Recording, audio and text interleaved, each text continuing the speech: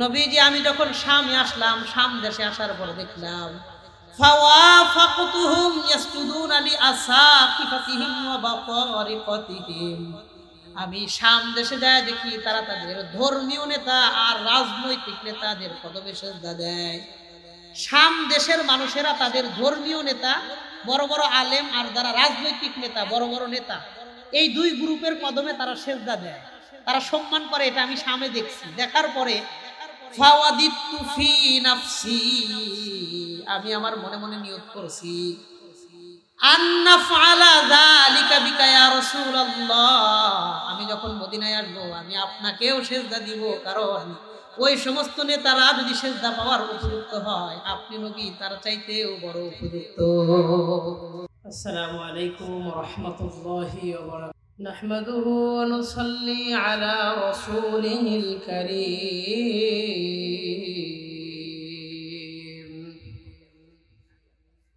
أما بعد فأعوذ بالله من الشيطان الرجيم.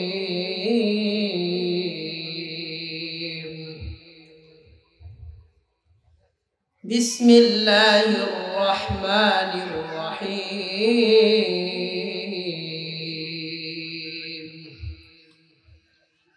إن الذين آمنوا وعملوا الصالحات كانت لهم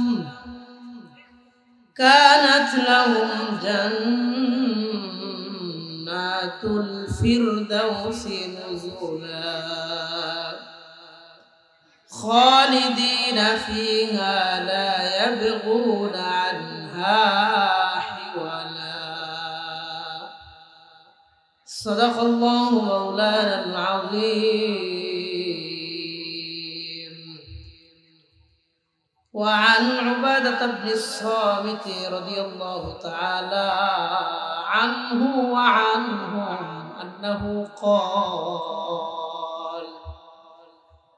قال رسول الله صلى الله عليه وسلم: 5 صلوات كتبهن الله على العباد، فمن جاء بهن لم يضيع منهن شيئا استخفافا بحقهن كان له عهد عند الله أن يدخله الجنة، أو كما قال النبي عليه الصلاة والسلام. سبحانك لا علم لنا إلا ما علمتنا إنك أنت العليم الحكيم. الحمد لله ثم الحمد لله. সত্য ন্যায়ের পথে গাছাবাড়ি ইসলামী যুব ঐক্য পরিষদের উদ্যোগে আয়োজিত প্রথম বার্ষিক ইসলামী মহাসম্মেলনে সম্মানিত সভাপতি ওস্তাদুল আসাতিজা হযরতুল আল্লামা মাওলানা মুফতি নুরুজ্জামান কাসেমী হাফিজাহুল্লাহ, প্রধান মেহমান হযরত মাওলানা মুফতি রিজাউল করিম দামাত বারাকাতুহুম, আপনাদের মাহফিলে প্রধান অতিথি হিসেবে, প্রধান বক্তা হিসেবে আলোচনা পেশ করবেন হযরত মাওলানা রফিকুল ইসলাম মাদানী দামাত বারাকাতুহুম। আমার অত্যন্ত শ্রদ্ধাভাজন ব্যক্তিত্ব, বন্ধুবর মাওলানা রফিকুল ইসলাম মাদানী, উনি রাস্তায় আছেন, খুব দ্রুতই আপনাদের মাঝে পৌঁছে যাবেন। আল্লাহ ভাইকে সহি সালামতে আসার, আলোচনা রাখার তৌফিক দান করেন, বলেন আমিন। আমি আপনাদের সামনে অল্প সময় কিছু কথা বলবো, সেই লক্ষ্যে কোরআনে কারীম থেকে সূরা কাহাফ 107 নম্বর আয়াত, একটা আয়াত তিলাওয়াত করেছি এবং নবীজি সাল্লাল্লাহু আলাইহি ওয়াসাল্লামের বহু সংখ্যক হাদিস থেকে নাসাই শরীফের 1420 নম্বর হাদিস, একটা হাদিস আপনাদের সামনে পাঠ করেছি। একটা আয়াত, একটা হাদিস, এই দুইটা জিনিসকে সামনে নিয়ে অল্প সময় কিছু কথা আপনাদের সাথে মুযাকারা করব। কথাগুলো এই উদ্দেশ্যে বলবো, এই নিয়তে বলবো, এই মাকসাদে বলবো যেন আল্লাহ তাআলা প্রত্যেকটি ভালো কথা আর আমলি কথার উপরে সবার আগে আমি গুনাহগারকে আমল করার তৌফিক দান করেন। এরপরে আল্লাহ তাআলা ভালো আর আমলি কথাগুলোর উপরে আমাদের সবাইরে আমল করার তৌফিক দান করেন, বলেন আমিন। আমি কোন রকম ভূমিকাতে সময় নষ্ট না করে সরাসরি আলোচনায় প্রবেশ করতেছি। যেই কয়জন উপস্থিত আছেন একটু মনোযোগের সাথে আমলের নিয়তে কথাগুলো শুনবেন, রাজি আছেন ইনশাআল্লাহ? আল্লাহ তাআলা বলেন সূরা কাহফ 107 নম্বর আয়াত, আল্লাহ বলেন বিসমিল্লাহির রহমানির রহিম ইন্নাল্লাযীনা আমানু ওয়া আমিলুস সালিহাত, যে সমস্ত মানুষের মধ্যে দুইটা গুণ থাকবে। বলেন কয়টা গুণ থাকবে?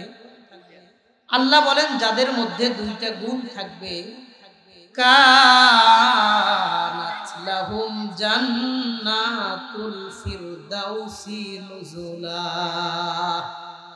আমি আল্লাহ তাদেরকে জান্নাতুল ফিরদাউসের মেহমান বানায় দিব। গুণ লাগবে কয়টা? কথা কন কয়টা? এক নম্বর গুণ আল্লাহ তাআলা বলেন ইন্নাল্লাযীনা আমানু, নিঃসন্দেহে যে সমস্ত মানুষ আল্লাহর প্রতি ঈমান আনবে। দুই নম্বর ওয়া আমিলুস সালিহাত, যারা দুনিয়াতে নেক আমল করবে। এক নম্বর ঈমান, জান্নাতে যাওয়ার প্রথম শর্ত ঈমান। ঈমান ছাড়া কোনো মানুষ জান্নাতে যাইতে পারবে না। দুই নম্বর ওয়া আমিলুস সালিহাত, দুনিয়ার জমিনে নেক আমল লাগবে। নেক আমল ছাড়াও কোনো মানুষ জান্নাতে যাইতে পারবে না। আহারে, আপনাদের এই মধুপুর 25 মাইল এলাকার কোন একজন মানুষ নবীজি সাল্লাল্লাহু আলাইহি ওয়াসাল্লামকে দেখে নাই। যারা নবী দেখছেন সাহাবায়ে কেরাম, আমরা সাহাবায়ে কেরামদেরকেও দেখি নাই, তাবেঈন দেখি নাই, তাবায়ে তাবেঈন দেখি নাই। নবীজি দুনিয়া থেকে চলে যাওয়ার ১৫০০ বছর পরে আমরা দুনিয়াতে আসছি। তারপরেও ভালোবেসে মোহাব্বত করে ঈমানের মতন মহাদৌলত দিয়া মুসলিম পরিবারে আমারে আপনারে পাঠাইছেন কে? আল্লাহ আমাদেরকে দীর্ঘদিন পরে দুনিয়াতে পাঠাইছেন, ঈমানের মতন মহাদৌলত দিয়ে পাঠাইছেন, বলেন আলহামদুলিল্লাহ। দুনিয়ার জমিনে ঈমান তারে লয়া কবর পর্যন্ত ঈমান যেন সাথে নিয়ে যাইতে পারি। আল্লাহ আমাদের দুনিয়াতে ঈমানি জীবন, মরার সময় ঈমানি মরণ আল্লাহ আমাদের নসিব করেন, বলেন আমিন। ঈমানটা বড় দামি জিনিস, ঈমান হেফাজত করতে হবে, ঈমান বিনষ্ট করা যাবে না। যদি ঈমান না পাইতাম আলাদা হিসাব, যেহেতু আল্লাহ ঈমান দিয়েছেন, ঈমান ধরে রাখা কবরে নিয়ে যাওয়া পর্যন্ত দরকার আছে না নাই? নদীতে মাছ মারতে গেছেন, মাছ পান নাই, মনটা খারাপ হবে, চলে আসবেন। কিন্তু বড় একটা মাছ পাওয়ার পরে যদি মাছটা ছুঁইটা যায়, বলেন আফসোসটা কমবে না বাড়বে? বাড়বে। এই জন্য আল্লাহ ঈমান দিয়েছেন, কত বড় নিয়ামত, এই নিয়ামত ধরে রাখতে হবে। ঈমানটারে শিরিকের সাথে সংমিশ্রণ করে ঈমানটারে নষ্ট করা যাবে না। রাজি আছেন ইনশাআল্লাহ? নবীজি সাল্লাল্লাহু আলাইহি ওয়াসাল্লাম বলেন 7টা জিনিস মানুষের জীবনকে ধ্বংস করে। 7টা জিনিস, বলেন কয়টা জিনিস? এই ভাই সাউন্ড একটু কমায় দাও, হালকা একটু কমায়। নবীজি সাল্লাল্লাহু আলাইহি ওয়াসাল্লাম বলেন 7টা জিনিস মানুষের জীবন ধ্বংস করে। বুখারী শরীফের 2766 নম্বর হাদিসের বর্ণনা, 2766 নম্বর হাদিস। ওয়া আন আবি হুরায়রা রাদিয়াল্লাহু তাআলা আনহু ওয়া আনহুম আন্নাহু ক্বাল, আবু হুরায়রা রাদিয়াল্লাহু তাআলা আনহু থেকে বর্ণিত, তিনি বর্ণনা করেন, ক্বালান নবী সাল্লাল্লাহু আলাইহি ওয়াসাল্লাম, আল্লাহর নবী বলেন, ইজতানিবুস সাবআল মুবিকাত, তোমরা 7টা ধ্বংসকারী জিনিস থেকে বাঁচো। সাহাবায়ে কেরাম প্রশ্ন করলেন, ক্বালু ওয়া মা হুন্না ইয়া রাসূলুল্লাহ, আল্লাহর নবী 7টা ধ্বংসকারী জিনিস কি? ওই 7টা ধ্বংসকারী জিনিস সম্পর্কে আমরা জানতে চাই। 1 নাম্বার নবীজি বললেন আশিরকু বিল্লাহ, তোমরা আল্লাহর সাথে কাউকে শরীক করবা না। আল্লাহর সাথে শিরিক করবা না, শিরিক মারাত্মক অন্যায়। ফাইন্না শিরকা লা যুলমুন আযীম, শিরিক হলো পৃথিবীর মধ্যে সবচাইতে বড় অন্যায়। এবং নবীজি বলেন, ইন্নাল্লাহা লা ইয়াগফিরু আন ইউশরাকা বিহি ওয়া ইয়াগফিরু মা দুনা যালিকা লিমান ইয়াশা। আল্লাহ শিরিকের গুনাহ কাউরে ক্ষমা করবেন না। শিরিক ব্যতীত যত অন্যায় আছে সব গুনাহ খাতা আল্লাহ চাইলে বান্দারে ক্ষমা করে দেয়। শিরিকের গুনাহ আল্লাহ ক্ষমা করবেন না, শিরিক ছাড়া সব গুনাহ আল্লাহ মাফ করবেন। আল্লাহ আমাদেরকে শিরিক মুক্ত ঈমান দান করেন, সকলেই বলেন আমিন। তাহলে এক নাম্বার যে জিনিস মানুষের জীবন ধ্বংস করে, নবীজি বললেন এক নাম্বার আশিরকু বিল্লাহ, এক নাম্বার আল্লাহর সাথে কাউরে শরীক করবা না। দুই নাম্বার ওয়াসিহরু, তোমরা জাদু করবা না। জাদুর মাধ্যমে মানুষের জীবন, সুখের জীবনটা তছনছ হয়ে যায়, সুখের পরিবারটা ধ্বংস হয়ে যায়। অনেক মানুষ হিংসা করে প্রতিবেশীর জন্য জাদু করে, এমন মানুষ এই মধুপুর এলাকার মধ্যেও আছে না নাই? নবীজি বললেন ওয়াসিহরু, তোমরা জাদু করে কারো কোনো ক্ষতি করবে না। একজন ভাই আর একজন ভাইকে জাদুর মাধ্যমে ধরাশায়ী করবে না। আল্লাহ আমাদেরকে জাদু করা থেকে, জাদুগ্রস্ত হওয়া থেকে হেফাজত করে নেন, বলেন আমিন। তিন নাম্বার কথা নবীজি বললেন ওয়াকাতলুন নাফসিল্লাতী হারামাল্লাহু ইল্লা বিল হাক্কি, অন্যায় ভাবে মানুষকে হত্যা করবা না, অন্যায় ভাবে কাউকে কতল করবা না, এটা মহা বড় অন্যায়। চার নম্বর নবীজি বললেন ওয়াকুলুর রিবা, তোমরা সুদ খাইবা না, সুদ সমাজকে ধ্বংস করে। যে সমস্ত লোকেরা সুদ খায় তারা শুধু বড়লোক হইতেই থাকে, যে সুদ নেয় ওই গরিব শুধু মরতেই থাকে। কথা কোন ঠিক কিনা? এই জন্য নবী 4 নম্বর কথা বললেন ওয়াকুলুর রিবা, তোমরা সুদ খাইবা না। 5 নম্বর কথা নবী বললেন ওয়াকলু মালিল ইয়াতীম, তোমরা ইয়াতীমের মাল অন্যায়ভাবে আত্মসাৎ করবা না। 6 নম্বর নবী বললেন ওয়াতাওয়াল্লি ইয়াউমাজ যাহাব, জিহাদের ময়দান থেকে পলায়ন করবা না। 7 নম্বর নবী বললেন ওয়াকাযফুল মুহসানাতিল মুমিনাতিল গাফিলাত, তোমরা সতী সাধবী ভালো নারীদেরকে মিথ্যা অপবাদ দিবা না, মিথ্যা তহমত দিবা না। ভালো একটা মেয়ের ব্যাপারে খামাখা মিথ্যা কথা বলবা না। মনে করেন পাশের বাড়ির সুন্দরী একটা মেয়ের বিবাহর প্রস্তাব আসছে ভালো জায়গা থেকে, এখন পাড়া প্রতিবেশী চিন্তা করে আমার মেয়েটারে ভালো জায়গায় বিবাহ দিতে পারি নাই, ওর মেয়েটারেও ভালো জায়গায় বিয়ে দিতে দিব না। এমন চিন্তা ভাবনা বিজ্ঞানী মানুষ সমাজে 2-1 আছে না নাই? এই কথা কোন আছে না নাই? তো স্বাভাবিকভাবে মাইয়া দেখতে আইসা যে আত্মীয়রা আসে তারা পাড়া প্রতিবেশী একটু জিগায় মাইয়াটা কেমন, আমরা তো লইতে চাইতেছি। দেখবেন কোনো দোষ নাই, মেয়েটা ভালো, পর্দা করে, নামাজ পড়ে, যতটুকু ভালো থাকার কথা তার চেয়ে যথেষ্ট পরিমাণে ভালো। তারপরেও গিয়া বলে ইয়া আল্লাহ, এই মাইয়ার খোঁজ কোথা থেকে পাইছেন, এরে লইয়েন না, সংসারটারে পুরো জাহান্নাম বানাইলেন। আমরা পাশের বাড়ি থাকতে পারি না, আমরা এক বাড়ি কেমনে থাকবে? নানান কথা বলে মানুষের কান ভারী করে সম্পর্ক, সম্বন্ধ, আত্মীয়তা নষ্ট করে দেয়, এমন বহুত মানুষ সমাজে আছে না নাই? আল্লাহ আমাদেরকে সতী সাধবী ভোলা বালা নির্দোষ নারীদেরকে মিথ্যা অপবাদ দেওয়ার অন্যায় থেকে হেফাজত করে নেন, বলেন আমিন। নবীজির এই হাদিস থেকে আমি আপনি 7টা বিষয় সম্পর্কে জানলাম। 1 নম্বর শিরিক করবেন না, 2 নম্বর জাদু করবেন না, 3 নম্বর মানুষকে অন্যায়ভাবে হত্যা করবেন না, 4 নম্বর সুদ খাইবেন না, 5 নম্বর ইয়াতীমের মাল অন্যায়ভাবে আত্মসাৎ করবেন না, 6 নম্বর জিহাদের ময়দান থেকে পলায়ন করবেন না, 7 নম্বর নির্দোষ মানুষের ব্যাপারে অপবাদ দিবেন না। 1 নম্বর হলো শিরিক, শিরিক মুক্ত ঈমান আমরা রাখবো, আল্লাহর সাথে কাউরে শরীক করব না। আল্লাহ আমাদেরকে যাই না বুঝা না বুঝা শিরিকের অন্যায় থেকে হেফাজত করে নেন, বলেন আমিন।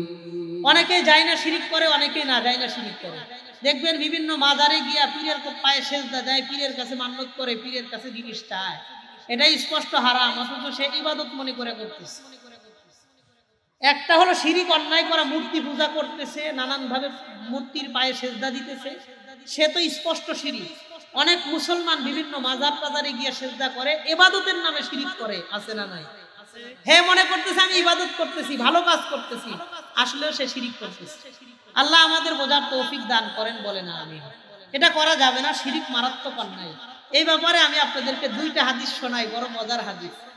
একটা হাদিস হলো ইবনে মাজাহ কিতাবের 1853 নম্বর হাদিস।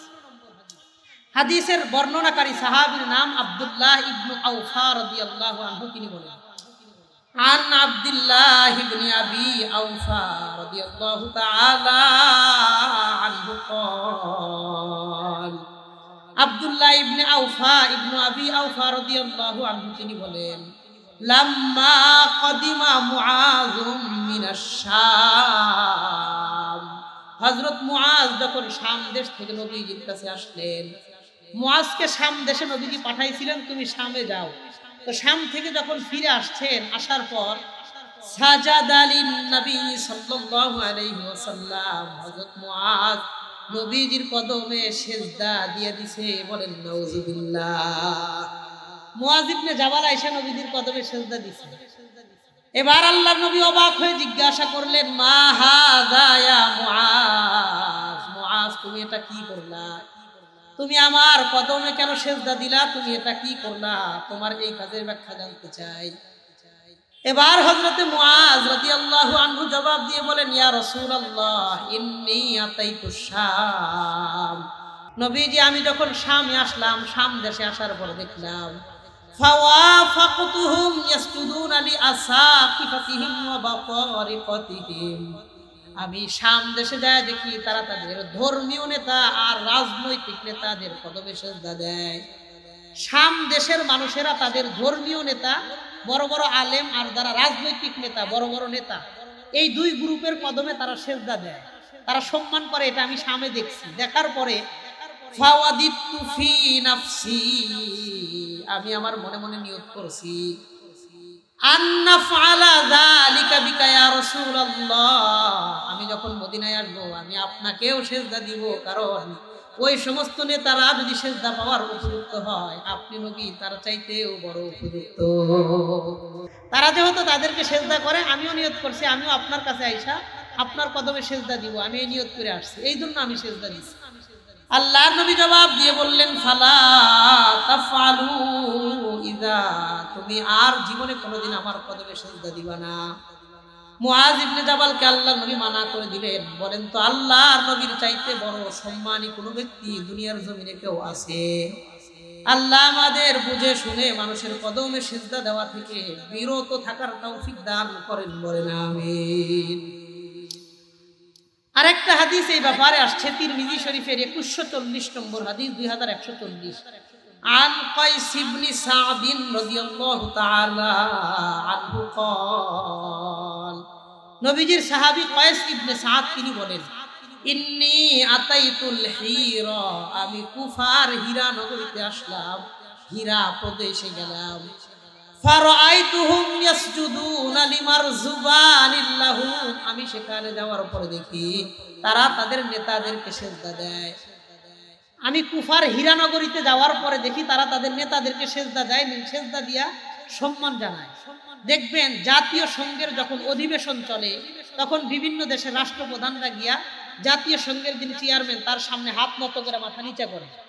এই একটা সিস্টেম এখনো পশ্চিমা বিশ্বে আছে। তো তিনি কুফা নগরীর হীরা প্রদেশে যাওয়ার পরে দেখেন নেতাদেরকে মানুষ সিজদা করে। এটা দেখার পরে তিনি বলেন, ফাকুলতু রাসূলুল্লাহ সাল্লাল্লাহু আলাইহি ওয়াসাল্লাম আহাক্কু বিযালিকা, তাহলে তারা যদি তাদের নেতাদেরকে সিজদা দেয়, আমাদের নবী সিজদা পাওয়ার বেশি উপযুক্ত, আমরাও নবীজিকে সিজদা দিব। এই চিন্তা ভাবনা নিয়ে আমি আসলাম। আসার পরে আমি নবীজিকে বললাম, ওয়া রাসূলুল্লাহ আনতা আহাক্কু বিযালিকা ইয়া রাসূলুল্লাহ, আল্লাহ নবী আপনি তো সিজদা পাওয়ার অধিক উপযুক্ত, আপনি কি বলেন? নবীজি বললেন, ইয়া কাইস ইবনে সা'দ, কাইস ইবনে সা'দ, আরাইতা লাউ মারারতা বিকবরি, তুমি কি মনে করো তুমি যদি আমার মরণের পরে আমার কবরের পাশ দিয়ে যাও, আকুমতা তাসজুদুলা, তাহলে তোমরা কি আমার কবরকে সিজদা করবা? আমি মরার পরে তুমি যদি আমার কবরের পাশ দিয়ে যাও, তাইলে কি আমার কবরকে সিজদা করবা? ক্বালা লা, সাহাবী বললেন না, আমি আপনার কবরকে সিজদা করব না। নবীজি বললেন ফালা তাফআলু ইযা, তাহলে আমার জীবদ্দশায় আমার সিজদা করবে না, আমার মরণের পরেও তোমরা আমার সিজদা করবে না। আমি বাচ্চা থাকতেও আমার সিজদা দিবা না, আমি মরে গেলেও সিজদা দিবেন না। তাহলে আল্লাহর পরে যিনি সবচাইতে সম্মানিত মানুষ নবীজি সাল্লাল্লাহু আলাইহি ওয়াসাল্লাম, নবীজি তার জীবদ্দশায় মরণের পরে সিজদা দিতে মানা করেছেন। আমরা যদি কোনো পীর আউলিয়া ভণ্ড ফকিরের মাজারে গিয়ে সিজদা দেই, বলেন ওই লোকের ঈমান আছে না গেছে? গেছে। এই জন্য আল্লাহ আমাদের শিরক মুক্ত ঈমান সকলকে হেফাজত করার তৌফিক দান করেন, বলেন আমিন। এক নাম্বার জান্নাতে যাওয়ার শর্ত শিরক মুক্ত ঈমান। বলেন কি মুক্ত ঈমান? হ্যাঁ, নিজেদেরকে তো অনেকেই পাক্কা ঈমানদার মুমিন মুসলমান দাবি করে, কিন্তু কার ঈমান কতটুকু মজবুত, কে কতটুকু ঈমানদার, এই ব্যাপারে আল্লাহ তাআলার ফর্মুলা হলো কারো সাথে শিরিক করা যাবে না। শিরিক মারাত্মক অন্যায়, মানুষের জীবন ধ্বংসকারী অন্যায়। আল্লাহ আমাদের শিরিক মুক্ত ঈমান নিয়ে কবর পর্যন্ত যাওয়ার তৌফিক দান করেন, বলেন আমিন। তাহলে জান্নাতে যাওয়ার প্রথম শর্ত শিরিক মুক্ত ঈমান। 2 নম্বর শর্ত কি? ওয়া আমিলুস সালিহাত, দুনিয়াতে নেক আমল করবেন। আমি আপনি নেক আমল করব একমাত্র আল্লাহর জন্য। বলেন কার জন্য? এটাকে বলা হয় ইখলাসের সাথে আমল করা। কিসের সাথে আমল করা? ইখলাসের সাথে আমল করা। হ্যাঁ, আমাদের রফিকুল ইসলাম মাদানী ভাই মুক্তাগাছা পর্যন্ত আসছে, বলেন আলহামদুলিল্লাহ। উনি বলছেন মাত্র মেসেজ দিছে, ভাই আমি মুক্তাগাছা আসতেছি। এখানে আইসা মাগরিবের নামাজ পড়ার কথা। আল্লাহ ভাইয়ের আসা যাওয়া নিরাপত্তার সাথে কবুল করেন, বলেন আমিন। 1 নম্বর শর্ত শিরিক মুক্ত ঈমান। 2 নম্বর আমল। আমলটা হবে ইখলাসের সাথে, আল্লাহর জন্য। বলেন কার জন্য? কোনো মানুষকে দেখানোর জন্য আমল করা যাবে না। ইখলাসের সাথে আমল করবেন, একমাত্র আল্লাহকে দেখানোর জন্য আমল করবেন। বুঝলাম হুজুর, আল্লাহকে দেখানোর জন্য আমল করব। কি আমল করব? 3টা আমলের কথা আমি আপনাদেরকে বলি, আজান পর্যন্ত যতটুকু সময় পাই। বুখারী শরীফের 570 নম্বর হাদিসের বর্ণনা। 570, বলেন কত না কত? বুখারী শরীফের 570 নম্বর হাদিসের বর্ণনা। আন আব্দুল্লাহ ইবনে মাসউদ রাদিয়াল্লাহু তাআলা আনহু قال, আব্দুল্লাহ ইবনে মাসউদ রাদিয়াল্লাহু আনহু বলেন, সাআলতু রাসূলুল্লাহ সাল্লাল্লাহু আলাইহি ওয়াসাল্লাম, আমি একদিন আল্লাহর নবীকে প্রশ্ন করলাম, আইয়ুল আমালি আফদালু ওয়া আহাব্বু ইলাল্লাহ। আল্লাহর নবী, ইসলামে অনেক রকমের ইবাদত আছে, অনেক আমল আছে, আল্লাহর কাছে কোন আমলটা সবচাইতে বেশি দামি? আল্লাহর কাছে কোন আমল সবচেয়ে বেশি দামি? নবীজি বললেন, শোনো, আল্লাহর কাছে সবচাইতে পছন্দের আমল 3টা। আওয়াজ করে বলেন তো কয়টা? 1 নম্বর নবীজি বললেন আসসালাতু আলা ওয়াক্তিহা। 1 নম্বর সময় মতো নামাজ পড়া। সময় মতো নামাজ পড়া, বেটাইমে নামাজ না পড়া। আমাদের এলাকার মধ্যে বহু মানুষদেরকে দেখবেন 5 ওয়াক্ত নামাজ পড়ে, ঠিক আছে, কিন্তু জোহরের নামাজটা পড়ে আসরের আগে আগে, আসরের নামাজটা পড়ে মাগরিবের আগে আগে, মাগরিবের নামাজটা পড়ে এশার আগে আগে। এমন নামাজি মানুষ এই এলাকার মধ্যেও আছে না নাই? যখন ধান কাটার সময় আসে, জোহরও পড়তে পারে না, আসরও পড়ে না, মাগরিবও পড়ে না, এশারের সময় গোসল করে 4 ওয়াক্ত নামাজ একসাথে পড়ে। এমন মানুষও আছে না নাই? অথচ আল্লাহর নবী বললেন আসসালাতু আলা ওয়াক্তিহা, সময় মতো নামাজ পড়া আল্লাহর কাছে সবচাইতে পছন্দের ইবাদত। আল্লাহ আমাদেরকে সময় মতো নামাজ পড়ার ভরপুর তৌফিক দান করেন, বলেন আমিন। সময় মতো নামাজ পড়া আল্লাহর কাছে সবচেয়ে পছন্দের ইবাদত। যারা দুনিয়াতে নিয়মিত নামাজ পড়বেন, আল্লাহ তাআলা তাদেরকে দুনিয়া আখিরাতে 15টা পুরস্কার দিবেন, বলেন সুবহানাল্লাহ। দুনিয়া আখিরাতে মিলায়ে আল্লাহ 15টা পুরস্কার দিবেন যারা নিয়মিত 5 ওয়াক্ত নামাজ সময় মতো পড়বে। আল্লাহ আমাদেরকে নিয়মিত 5 ওয়াক্ত নামাজ সময় মতো পড়ার তৌফিক দান করেন, বলেন আমিন। 1 নাম্বার কথা, নামাজ পড়লে আল্লাহ তার মনের পেরেশানি দূর করে দিবেন, বলেন সুবহানাল্লাহ। 4586 নম্বর হাদিসের বর্ণনা, আবু দাউদ শরীফের হাদিস। এই হাদিসের মধ্যে নবীজি সাল্লাল্লাহু আলাইহি ওয়াসাল্লামের সাহাবী সম্পর্কে একটা ঘটনা বর্ণনা করেন। তিনি বলেন, عن عبد الله عن عبيد الله بن أبي رافع عن أبيه رحمه الله قال উবাইদুল্লাহ ইবনু আবি রাফি তার বাবা থেকে বর্ণনা করেন, ইনতালাকতু আনা ওয়া আবি ইলা সিহরিন লানা মিনাল আনসারি নাউদু। আমি একদিন আমার অসুস্থ শ্বশুরকে দেখতে গেলাম, যে শ্বশুর ছিলেন আনসারী সাহাবী। আমার শ্বশুর আনসারী সাহাবী অসুস্থ, তারে আমরা দেখতে গেলাম। এমন সময় ফাহাজারাতিস সালাহ, হঠাৎ করে নামাজের সময় হয়ে যায়। হঠাৎ করে মসজিদ থেকে আজানের আওয়াজ আসছে, মুয়াজ্জিন আজান দিতে। আমার শ্বশুর অসুস্থ শ্বশুরের কাছে আমরা বসা। আজান শোনার পর আমার শ্বশুর ফাকালা লিবাজি আহলিহি, তার পরিবারের একজন সদস্যকে বললেন, ইতুনি বিওযুইন লাল্লি উসাল্লি ফাস্তারিহা, তোমরা আমার জন্য ওযুর পানি দাও, আমি ওযু করব, নামাজ পড়ব। নামাজ পড়লে আল্লাহ আমার মনের সব টেনশন আল্লাহ দূর করে দেয়। নামাজ পড়লেন মনের টেনশন আল্লাহ দূর করে। আমি অসুস্থ, তোমরা পানি আনো, আমি ওযু করতে চাই। সাহাবী বলেন, ফাআনকারনা যালিকা আলাইহি, আমরা আমার শ্বশুরের জন্য বিষয়টা সবাই অপছন্দ করলাম। আপনি এত বেশি অসুস্থ, এখন পানি নাড়লে আরো বেশি অসুস্থ হইবেন, এখন নামাজের প্রয়োজন নাই, আপনি সুস্থ হওয়ার পরে নামাজ আদায় করবেন। এবার আমার শ্বশুর বললেন, শোনো, ফাইন্নী সামিআতু রাসূলুল্লাহি সাল্লাল্লাহু আলাইহি ওয়াসাল্লাম, আমি আল্লাহর নবীকে বর্ণনা করতে শুনেছি। ক্বালা ইয়া বিলাল, নবীজি অসুস্থ অবস্থায় বেলালকে বলেছেন, কুম ফাকিম ফারিহনা বিসসালাহ, বেলাল তুমি দাঁড়াও, দাঁড়ায় আযান দাও, আমি নামাজ পড়তে চাই। নামাজ পড়লে আল্লাহ আমার টেনশন দূর করে দেয়। নামাজ পড়লে তার অন্তরের পেরেশানি আল্লাহ দূর করবেন। আবু দাউদ শরীফের 1320 নম্বর হাদিসের বর্ণনা, 1340 নম্বর হাদিসের বর্ণনা। এই হাদিসের মধ্যে নবী সাল্লাল্লাহু আলাইহি ওয়াসাল্লামের সাহাবী হযরত হুযাইফা বলেন, ওয়া আন হুযাইফা রাদিয়াল্লাহু তাআলা আনহু ক্বাল, নবীর সাহাবী হযরত হুযাইফা বর্ণনা করেন, কান রাসূলুল্লাহ সাল্লাল্লাহু আলাইহি ওয়াসাল্লাম, আল্লাহর নবী ইযা হাযাবাহু আমরুন সাল্লাহ, নবীজির জীবনে যদি কোনো পেরেশানি আসতো, বড় বড় টেনশনে পড়তেন, 2 রাকাত নামাজ পড়তেন, সব পেরেশানি আল্লাহ দূর করে দিতেন। আমরা পেরেশানি হইলে মানুষের সাথে ফোন করা শুরু করি, ভাই আমি এই সমস্যায় পড়ছি, দেখেন তো কিছু করা যায় কিনা, এই সেই নানান ভাবে যোগাযোগ করি। অথচ পেরেশানির মুহূর্তে কখনো 2 রাকাত নামাজ পড়ে আল্লাহর কাছে বলি না। আল্লাহ আমাদেরকে পেরেশানিগুলো আল্লাহর কাছে বলবার মতন আশা, ভরসা, তাওয়াক্কুল, বিশ্বাস আমাদের অন্তরেও দান করেন, বলেন আমিন। তাহলে 1 নম্বর কথা জানলাম, নামাজ পড়লে মনের সব পেরেশানি দূর করে দেন কে।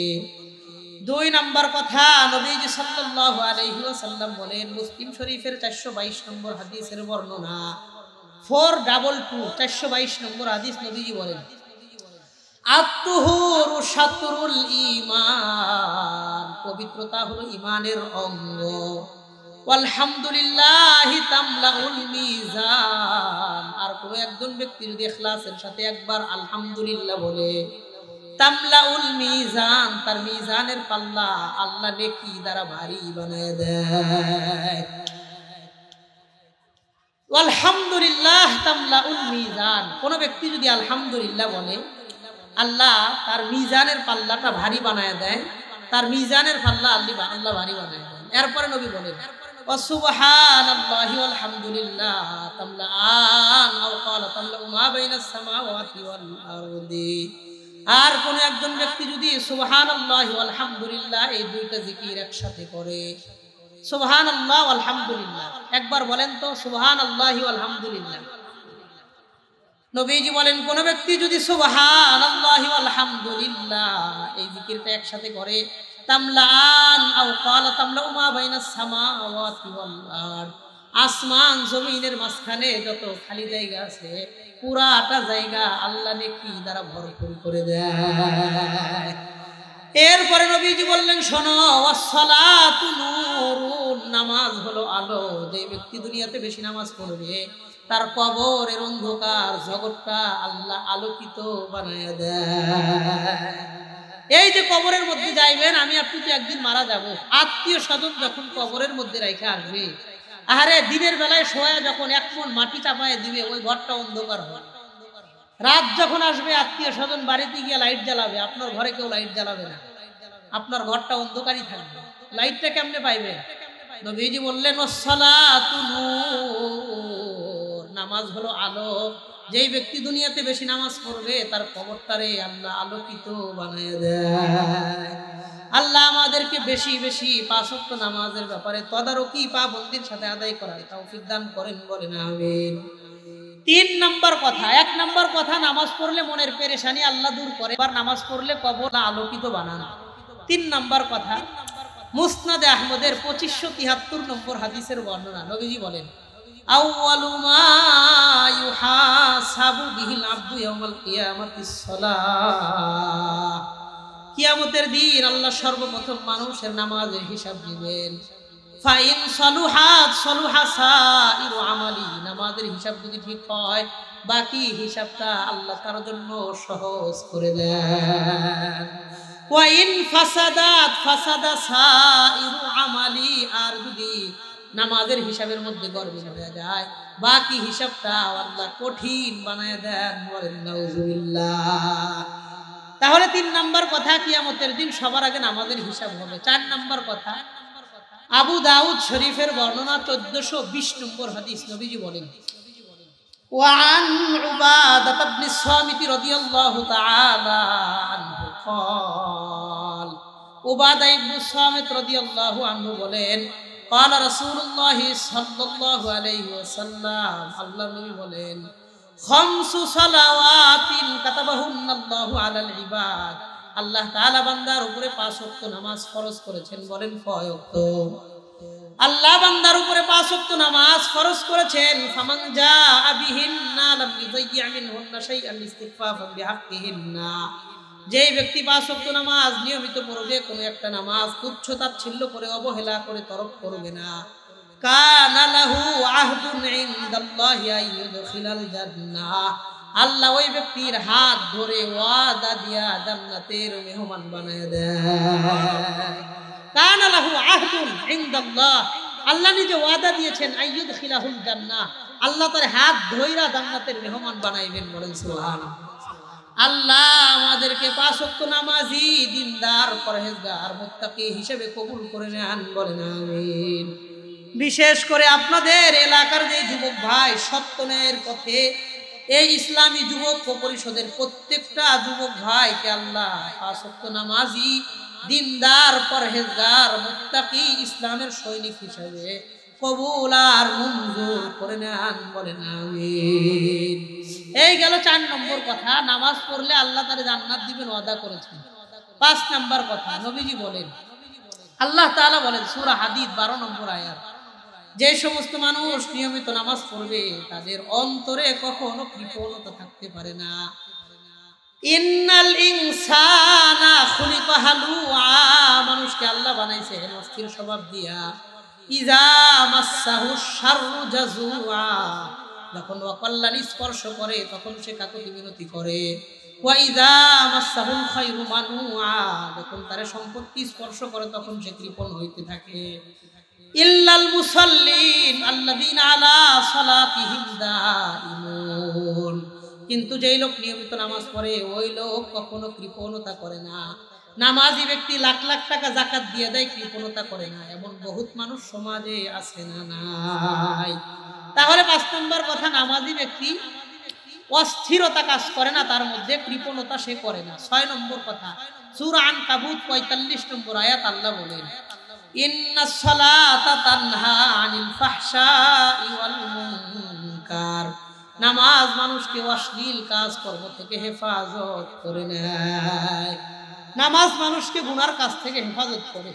7 নম্বর কথা, মুসলিম শরীফের বর্ণনা 244 নম্বর হাদিসের বর্ণনা। নবীজি বলেন as-salawatul khamsu wal jum'atu ila al-jum'ati wa ramadan ila ramadan মুকাফফিরাতুল লিমা বাইনাহুন্না ইযা ইজতানাবাল কাবাইর। 5 ওয়াক্ত নামাজ, একটা নামাজ থেকে আরেকটা নামাজ পর্যন্ত, ওয়াল জুমআতু ইলাল জুমআ, একটা জুমা আরেকটা জুমা পর্যন্ত, ওয়া রমাযানু ইলা রমাযান, একটা রমজান থেকে আরেকটা রমজান পর্যন্ত যত গুনাহ হয়, দ্বিতীয় নামাজ, দ্বিতীয় জুমা, দ্বিতীয় রমজান তার জীবনের সব গুনাহ মাফ করে দেয়। সমস্ত গুনাহ খাতা মাফ করে দেয় নামাজ। এক নামাজ থেকে আরেক নামাজের মধ্যবর্তী গুনাহগুলো নামাজ মাফ করে, এক জুমা থেকে আরেক জুমার মধ্যবর্তী গুনাহগুলো জুমা মাফ করে, এক রমজান থেকে আরেক রমজানের মধ্যবর্তী গুনাহগুলো রমজান মাফ করে। বলেন সুবহানাল্লাহ। 8 নম্বর কথা, নবীজি বলেন নামাজ যে ব্যক্তি পড়ে তার মর্যাদা আল্লাহ তাআলা বাড়ায় দেন। মুসলিম শরীফের 980 নম্বর হাদিসের বর্ণনা, আন মাদান ইবনে মাদি কারিবাল কিন্দি রাহিমাহুল্লাহ ক্বাল, হযরত মাদান ইবনে আবি তালহা আল ইয়ামুরি তিনি বর্ণনা করেন, লাকিতু সাওবান মাওলা রাসূলুল্লাহ সাল্লাল্লাহু আলাইহি ওয়াসাল্লাম, আমি নবীজির আযাদকৃত গোলাম সাওবানের সাথে সাক্ষাৎ করলাম। সাক্ষাৎ করার পরে প্রশ্ন করলাম, আখবিরনি বিআমালিন আমালুহু ইউদখিলুনি আল্লাহু বিহিল জান্নাহ, আপনি আমারে একটা আমলের কথা বলেন যে আমল করলে ওই এক আমল আমারে আল্লাহর জান্নাতে নিয়ে যাবে। বলেন সুবহানাল্লাহ। আপনি আমারে একটা আমলের কথা বললেন, ওই একটা আমল দিয়ে যেন আমি জান্নাতে যাইতে পারি।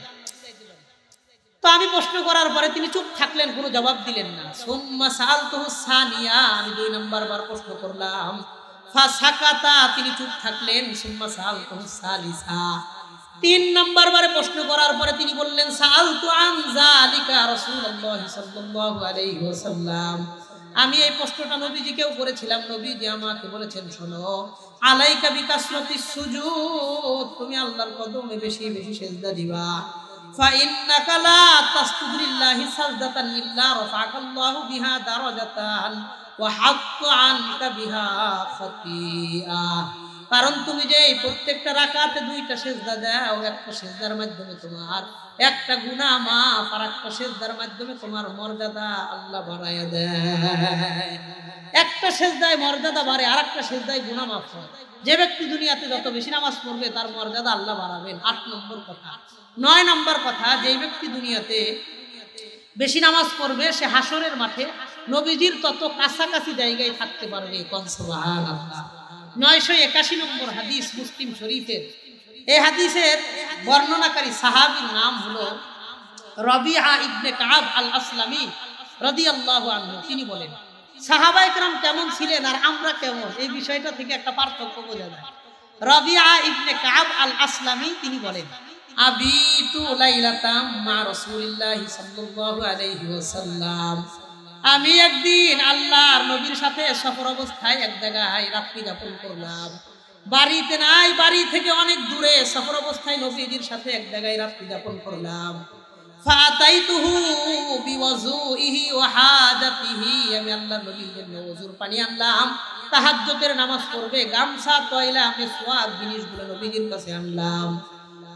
নবীজির রাতে আমি খেদমত করলাম, পানি আগায় দিলাম, গামছা, তয়লা, ওযুর পানি, মিসওয়াক ইত্যাদি আগায় দিলাম।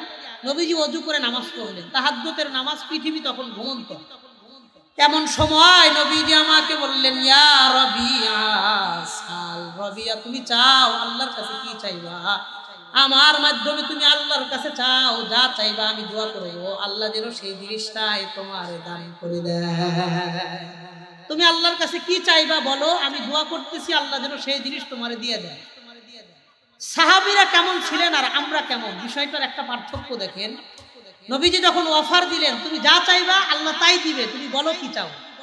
আমাদের বর্তমান এই আধুনিক জামানার যুবক কেউ হইলে বলতো, আমার একটা R15 এর মোটরসাইকেল দরকার, আপনি একটু আল্লাহরে করেন। একটা ভালো মানের আইফোন দরকার, একটু বলেন আল্লাহ যেন ব্যবস্থা করে দেয়।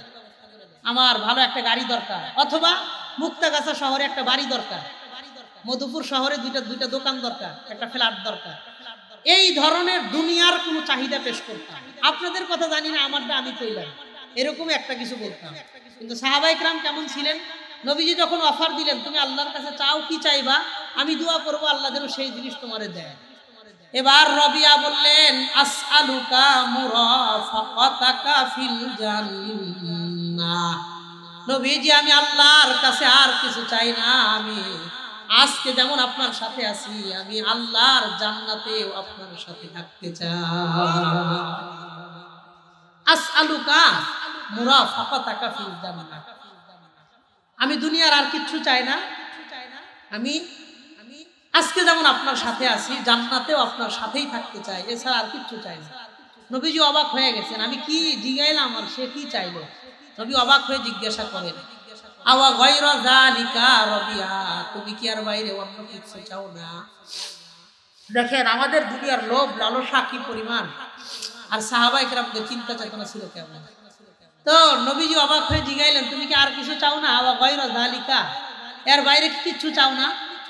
রবিয়া বললেন, হুয়া যাকা, নবী আমি যা চাইছি এটাই চাই, এছাড়া দুনিয়ার কিচ্ছু আমি চাই না। দুনিয়ার কিচ্ছু লাগবে না, আমি শুধু আপনার সাথে জান্নাতে থাকতে চাই। আপনি এটাই বলে দেন আল্লাহর কাছে, আল্লাহ যেন আপনার সাথে জান্নাতে থাকার ব্যবস্থা করে দেন। এবার নবীজি বললেন, শোনো, ফাইন্নি আলা নাফসিকা বিকাসরাতিস সুজুদ, তাহলে তুমি আমারে সহযোগিতা করবা, বেশি বেশি নফল নামাজ পড়বা। তুমি বেশি বেশি নফল নামাজ দে পড়বা, যে ব্যক্তির নফল নামাজ দুনিয়াতে বেশি হবে ওই লোকটা হাসরের মাঠে যত বেশি নফল নামাজ সে তত বেশি আমার কাছাকাছি থাকবে।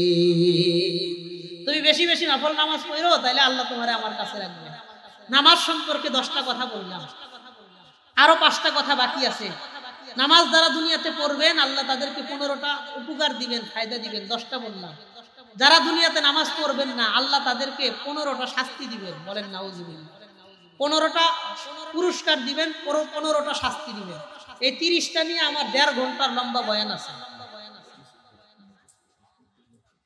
দেখি এখন জিজ্ঞাসার সময়, আমি তো নামতেছি, নামাজের 2 মিনিট আছে। তো নবীজি সাল্লাল্লাহু আলাইহি ওয়াসাল্লামের অনেকগুলো হাদিস আছে নামাজের ব্যাপারে। আমার খুব ভালো লাগছে আপনাদের এই যে সম্মেলনটা, সত্য ন্যায়ের পথে গাছাবাড়ি ইসলামী যুব ঐক্য পরিষদ, এটার সদস্য সংখ্যা আছে কত? হ্যাঁ, 150 যুবক ভাই এটার সদস্য আছে, বলেন আলহামদুলিল্লাহ। আমার তো বিশ্বাস এই যে গত জুলাই থেকে আগস্ট পর্যন্ত 21 দিনে প্রায় 2000 যুবক দেশের জন্য জীবন দিছে। স্কুল কলেজ ভার্সিটির ছেলেরা দেশের জন্য 2000-এর কাছাকাছি জীবন দিছে। 30,000-এর বেশি আহত, হয় চোখ গেছে, নাই হাত গেছে, নাই পাও গেছে, নাই গুলি খাইছে, নাই পিটনি খাইছে, না পাও ভাঙছে, পাতা ভাঙছে, আঙ্গুল গেছে, হাজার রকমের অসুস্থতা শিকার হয়েছে। যে সমস্ত যুবকরা দেশের জন্য জীবন দিছে, কখনো যদি ধর্মের প্রয়োজন হয় ইসলামের জন্য তারা জীবন দিবে না ইনশাআল্লাহ। নেতৃত্ব মুরব্বীদের কাছ থেকে যুবকদের দিকে যাইতেছে। এই জন্য এই যে সংগঠন হয়েছে, প্রথম বর্ষ বাৎসরিক মাহফিল, ওরা তো অল্প বয়স, অভিজ্ঞতা কম, আপনাদের ছেলে সন্তান নাতির বয়সী। যদি কোনো কাজে ভুল হয় ধমক দিবেন, ধমক দিলে ঠিক না হইলে বিচার করবেন, শাসন করবেন, মার দিবেন, কিন্তু যুবকদের দ্বীনি কাজে সহযোগিতা করবেন, বিরোধিতা করবেন। রাজি আছেন ইনশাআল্লাহ? হ্যাঁ সবাই কোন রাজি আছেন ইনশাআল্লাহ? তো যারা বয়স্ক আছেন তাদেরকে বলবো, এই যুবক যারা আছে ওদেরকে সহযোগিতা করবেন, ওদেরকে হিম্মত দিবেন, আগায়া দিবেন, বিরোধিতা করবেন না, বলেন ইনশাআল্লাহ। আর যুবক যারা এই সংগঠনের সাথে আছেন 150-র মতো যুবক এক জায়গায় দাঁড়ায় গেলে এলাকায় কোনো অন্যায় টিকতে পারবে না ইনশাআল্লাহ, কুত্তার মতন ভাগতে থাকবে। কথা কোন ঠিক কিনা? এটা বাস্তব কথা। এই জন্য যুবকদের প্রতি অনুরোধ, আপনারা একটা মাহফিল করলেন, বড় বড় আলোচক আনলেন, ভালো ভালো মুহাক্কিক আলেম আনলেন, খুব ইমান জজবাতি অনেক ভালো ভালো মুহাক্কিক ওলামায়ে কেরামরে জমা করলেন, এটার নাম সফলতা না। মাহফিল হওয়ার পরে যদি যুবকদের মধ্যে 5 জন মানুষ নামাজি হয়, 10 জনের মধ্যে নামাজের আকাঙ্ক্ষা জাগে, তাইলে আপনার মাহফিল করাটা সফল, সার্থক। মাহফিল করার পরে যদি আমরা দিনের কোনো ফায়দা হইল না, এরকম 1000টা মাহফিল করলেও কোনো লাভ নেই। কথা কন। এই জন্য যুবক ভাইদেরকে বলবো, আপনারা নামাজের ক্যাম্পেইন করবেন। ফেসবুক হোয়াটসঅ্যাপে হাজার রকমের গ্রুপ আছে, নামাজের জন্য একটা গ্রুপ খুলবেন, যে কে নামাজ পড়লো কে পড়লো না এটার তদারকি করবেন, নিজেদের আমল পরিশুদ্ধ করবেন। জান্নাতে যাওয়ার 2টা শর্ত, ঈমান আর নেক আমল। আল্লাহ এই 2টা গুণ এই সংগঠনের প্রত্যেকটা জওয়ানরে দান করেন, বলেন আমিন। আপনাদের এলাকাবাসীর সবাই যেন সংগঠনের সাথে সহযোগীমূলক আচরণ করতে পারেন, আল্লাহ সেই তৌফিক দান করেন। যে কথাগুলো বললাম আল্লাহ যেন সবার আগে আমি গুনাহগাররে আমলের তৌফিক দান করেন। এরপরে আল্লাহ আমাদের সবাইরে ভালো আর আমলি কথাগুলোর উপরে আমল করার তৌফিক দান করেন, বলেন আমিন। হাযা ওয়া আখিরু দাওয়ানা আনিল হামদুলিল্লাহি রাব্বিল আলামিন। Presents by Kuakata media centre. হক্কানি আলেমদের নিত্য নতুন ভিডিও পেতে আমাদের চ্যানেলটি সাবস্ক্রাইব করুন। কুয়াকাটা মিডিয়া সেন্টার, ইসলামিক বিনোদনের বিশ্বস্ত সঙ্গী।